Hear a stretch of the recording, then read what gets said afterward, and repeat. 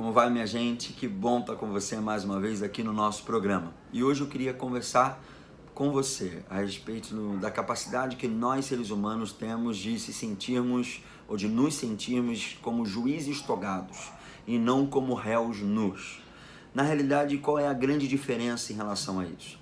Como juízes togados no nosso cotidiano, nós achamos que estamos na empreitada de julgar a outra pessoa ou a vida das outras pessoas.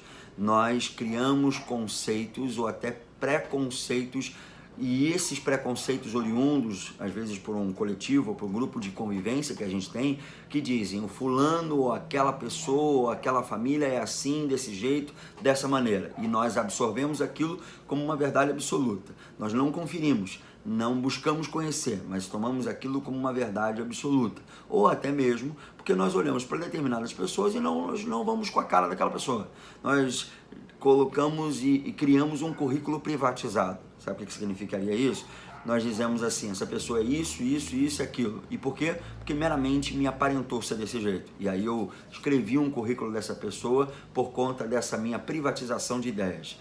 Minha gente, como juízes togados, nós punimos e penalizamos as pessoas e às vezes estas já o foram pelos delitos que cometeram.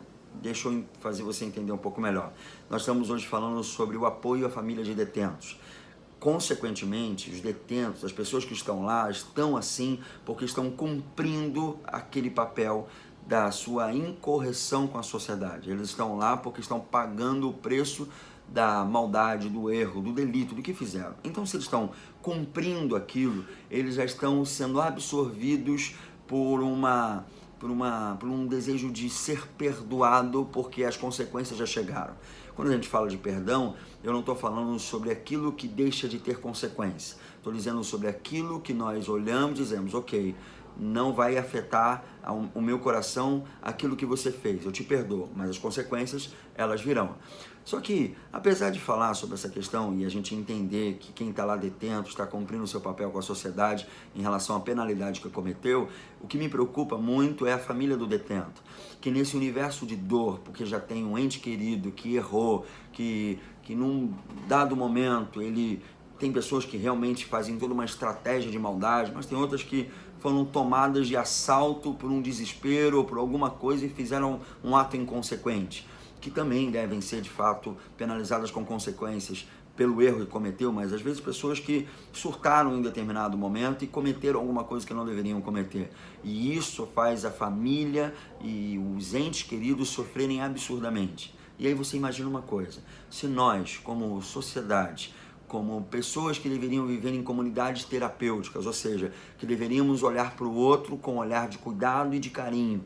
Nós olhamos para essas famílias com penalidade e falamos para elas assim, mas ele mereceu, mas ele é isso, mas ele é aquilo, ou seja, qualquer coisa que no final das contas só chova no molhado da dor daquela pessoa, eu consigo entender então que no final das contas a nossa desumanização é que nos encadeou, ou seja, nos colocou dentro de uma cadeia de frieza e indiferença. Há papéis que precisam ser revistos, há ressignificações a serem feitas. Então, se a gente está diante de pessoas que têm dor, que a gente possa olhar para essas pessoas que têm dor e olhar como instrumento de sanar a dor, de remédio para aquelas pessoas.